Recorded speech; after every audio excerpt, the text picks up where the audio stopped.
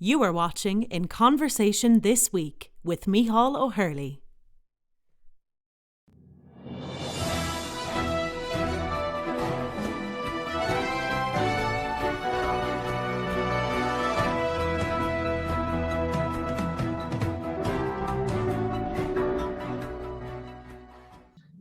This is Micheál O'Hurley, reporting for Diplomacy in Ireland, the European diplomat. I'm on the line with the Mayor of Lviv, Andriy Sadovyi. Andriy, how are you? Russian missiles attacked to a railway station near Lviv, and Russia aggressor won't blockade humanitarian help from West countries to Ukraine. And in this moment, I talked with you from shelters. In this moment, we have siren in my city, Lviv. Mayor, this is the second time we've been for an interview where you have been attacked. Is any place in Ukraine considered safe territory? Today, all cities in Ukraine have very similar situation. I will not waste next target for Russia missiles. 1 week ago, Russia missiles attack to civilian object in Lviv. 7 persons died and 11 wounded. And every day we received new wounded to Lviv hospital from East City. Children, women, old people, very strong situation. Mr. Mayor, when I came through Lviv a couple of weeks ago, your train station was packed with not only civilians returning, but aid workers, everything imaginable coming through Lviv. Is it still the case that more people are returning to Ukraine than are leaving? In this moment, Lviv hosts 200,000 refugees. Lviv today huge hub in world. First weeks after Russian invasion, Lviv hosts every day through rail station 60,000 refugees. 60,000 per day. In this moment, Lviv hosts 2,000 and 3,000 every day. 1,000 stay in Lviv, 1,000 go to the European Union, and 50 people stay in Lviv region. This currently we host 200,000 more. Are the rail lines still intact today? Yes, but during last days, Russian missiles destroy a lot of station, but today our system work without electricity, but system use diesel locomotive. You have to coordinate with regional governments and the larger government of Ukraine. Do you feel that you're getting the support you need from all of your partners in government? I received maximum support from a governor and president of our cabinet minister. Every day I have conversation with governor 5-6 times, and one time 2 week we have a meeting with president through Zoom, and all time I have currently conversation with our minister, Ukrainian governor. Mr. Mayor, what can you ask of your international partners? Do they have a role to play in helping Lviv, who is quite frankly a critical point for Ukraine's security, safety, and that of its citizens? It is very good question, but my country need military support. But if we received more military support, we will have less refugees. You understand this process, but every day Lviv hosts new injured, new wounded, but we need medical support. We need money for build new medical system. We must give support our wounded after 1 week, 1 month, 1 year. We need a hospital near Israel, near Croatia. We need experience from countries which have very similar war. You understand me, yes? But people without leg, people without arms, plastic face, it is new problems. We don't have a similar problem before a Russian invasion. I was in the Antalya Diplomacy Forum with Princess Dina Mered of Jordan, who has done heroic work in getting children and adults suffering from cancer to hospitals in combat zones. She has expressed a concern about treatment for children. Is cancer treatment ongoing in Lviv? Yes, but Lviv hosts every day new children from East Ukrainian cities.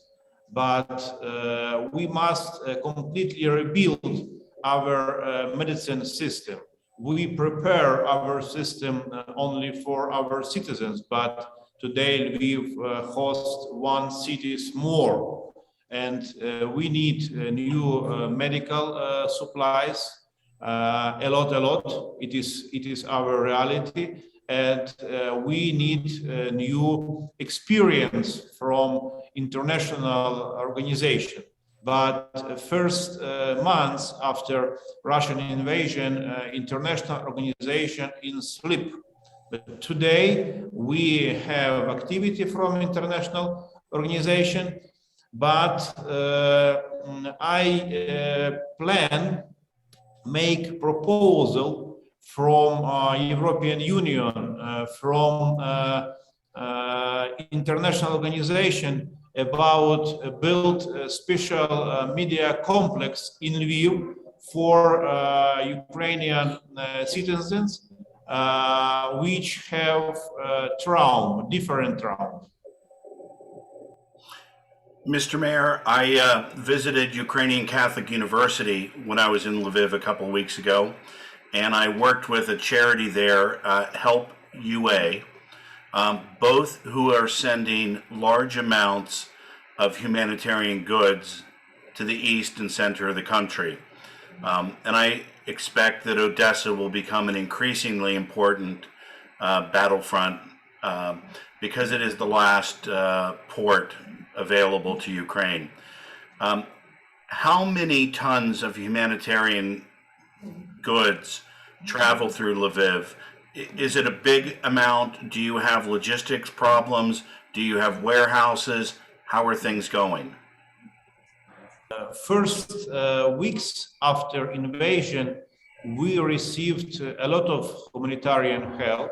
In this moment, decrease, but government coordinate humanitarian activity.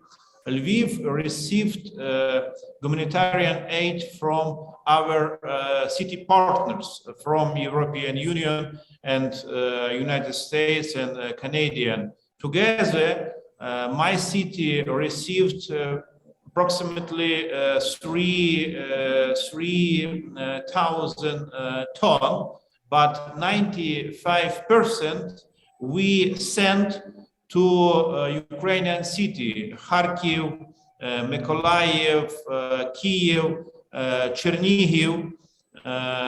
It is my duty, maximum support my colleague mayors in east cities. In Kharkiv, in Mykolaiv, situation more difficult than Lviv. Well, Mr. Mayor, I can echo that. As part of my reporting, I traveled with supplies that entered through Lviv, and I accompanied them all the way to Kharkiv, and I can assure everyone that you're doing your maximum work. Can I just ask, how is the mood of the people of Lviv today, and how are Katerina and the children? How is everybody holding up? Yesterday, we had Easter. It's a very big day for Ukrainian Greco-Catholic and Orthodox Church. And yesterday, we have two-time siren, but maybe I change language and my colleague support me. Тобто ми вже привикли жити в нових реаліях. We are accustomed to this new reality. І з одної сторони ти мусиш працювати, з іншої сторони ти мусиш дбати про безпеку, і ти мусиш допомагати всім, хто цього потребує. On the one hand, you need to continue working, but at the same time, you also need to take care of the safety and security of your people and lend a helping hand to everyone who needs it. Але настрій дуже позитивний. But we are in positive spirits. В плані віри в нашу перемогу. In terms of having unwavering faith in our victory. Тобто ми очікуємо складні часи. Of course, we are awaiting some dire times ahead of us. Але ми віримо, що правда переможе. But we have faith in the good winning over the evil. Ми віримо, що світ нам буде допомагати. We also believe that the entire world will be standing squarely with us. І сьогодні вся моя увага сконцентрована на переселенців, які живуть у Львові. Currently, all my focus is on those IDPs and refugees that have settled down in the city of Lviv. І ще раз хочу наголосити на поранених. And once again, I would like to draw your attention to the issue of the injured. Нас очікують десятки тисяч поранених. We will have dozens of thousands of injured people coming into Lviv. Більшість це є цивільні, частково військові. Most of them are civilian people, some of them are military. Яким треба буде робити протези ніг, рук. And these people will require prosthetics, they will require different surgery on their limbs. Пластикове обличчя. Plastic surgery. І ми вирішили вибудовувати один з найбільших в східній Європі відповідних центрів медичних. And we decided to build one of the largest medical centers in Eastern Europe of this kind. На базі нашого першого медичного об'єднання. Because we already have a robust medical association center in our Lviv, so we'll use it as a basis for the center. Це є найбільше медичне об'єднання в Україні. This is the largest medical association in Ukraine. Тому що ми думаємо про майбутнє. So once again, we're giving thought to our future.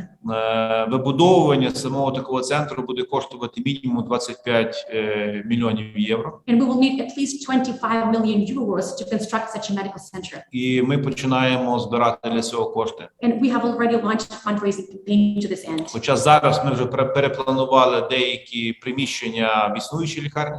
We have already repurposed some of the healthcare facilities in the existing hospital. Але поранених стає все більше і більше. But the numbers of the injured are mounting day in, day out. Друга велика проблема – це житло. The second big problem is housing. Ми очікуємо, що 50 тисяч людей залишаться жити у Львові після війни. We expect that about 50,000 IDPs and refugees will stay in Lviv after the war. 150 повернеться додому. While 150,000 will go back to their homes. We need 1 million square meters new housings. It is huge. 1 million square meters equal 150 million euro. And I won't activate a mortgage program, but I expect then this 50,000 people, it is new worker. And I need money for new housings. I need money for building new industrial park. But a lot of company relocate from East Ukraine to Lviv. It is a huge problem. And currently support refugees every day. Well, Mr. Mayor, I have to tell you, I remember when you were a younger mayor, when we were both younger, a decade ago. I'm glad to see you back in urban politics again. You've always been at the leading edge of innovation, and I can't think that there would be a better mayor in place at this time. Do you have any last thoughts before we go? I think about future. I believe in our victory, and in my head, current situation, thinking about future, and a huge і велика віра. And enormous faith. Велика віра в те, що сьогодні ми боремося за весь демократичний світ. I'm overflowing with this enormous faith because I know that we are fighting for the entire democratic world right now. І нам потрібна така системна допомога, щоб перемогти ворога. And we are in need of systematic support in order for us to win over the enemy. Тобто важливо, щоб Росія як імперія зазнала краху і почала розпадатися. It's crucial for Russia as the empire to fail and to start collapsing. Тому що вони завжди будуть створювати проблеми для всіх. Because they will always create troubles for everyone. І ми їм поможемо в цьому, щоб вони розпалися. And we will lend them a helping hand with collapsing. І я думаю, наступних 50 років після цього Львів буде, Україна, світ буде мати спокій. And I'm sure that then the entire world will have some quiet and peaceful times for at least 50 years. Але перед нами ще місяці важкої боротьби. But we still have months and months of fierce fighting ahead of us. І ми бачимо, що допомога до нас починає надходити так поступово. And we can see that there is aid and support funneling into our country, but gradually, step by step. Якщо б ту всю допомогу ми отримали до 24 лютого, то ми б врятували тисячі людей. If we had received all the support and aid before February the 24th, we would have saved thousands of lives. Тому що серед цивільного населення вже є десятки тисяч загиблих. Because we already have dozens of thousands of dead among the civilian population. Тільки в Маріуполі, я думаю, це більше 25 тисяч. I think we're talking upwards of 25,000 in the town of Mariupol alone. І їх можна було врятувати. And these are the lives that could have been saved. Тому важливо, щоб всі журналісти тиснули на свої уряди, щоб для них допомога в Україні, мілітарна допомога над сучасною зброєю була пріоритетом. And it's essential for the media and journalists to ratchet up pressure on their governments to continue providing Ukraine with military support in the form of state-of-the-art and high-tech equipment, military equipment and armament.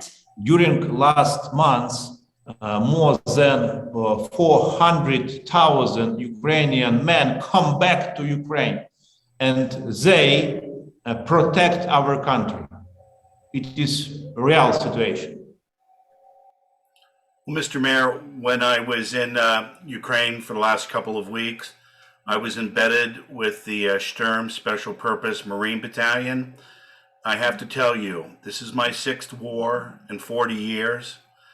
I have never met such motivated fighters, not only men, but women. I met a woman who was a sommelier serving the finest wines in Ukraine, and now she's a chief medical officer of a battalion. I met people who were school teachers, who are now machine gunners. And I've met children who make pictures to cheer up the soldiers who are away from their own families. So I congratulate you and the Ukrainian people on the high spirits, but I agree with you. The West must make a determination not only about Ukraine's future, but its own. Ukraine is fighting not only for its independence, but for the freedom of Europe. That is evident everywhere we go. And Andriy, I'm glad to see you again. My best to Katerina and the kids and to the people of Lviv. Stay safe. Okay, thank you. I've been speaking to the mayor of Lviv, Andriy. He's a dynamic mayor, and he is facing hurdles that most of us can't imagine. Most mayors on a given day will complain about their infrastructure being stressed. His are unimaginable, and yet he delivers. And he's working with his mayors throughout the country, and he'll continue to do so. But he needs the help of the West, not only for Ukraine's future, but for the West's future. This is a moment of redemption for the West, who went to sleep while Ukraine was attacked for the last 8 years. This war did not start in February. It started 8 long years ago. Ukraine needs and deserves the West support. These are our European brothers and sisters, and our future is intertwined with theirs. Stay safe, Mr. Mayor. Thanks.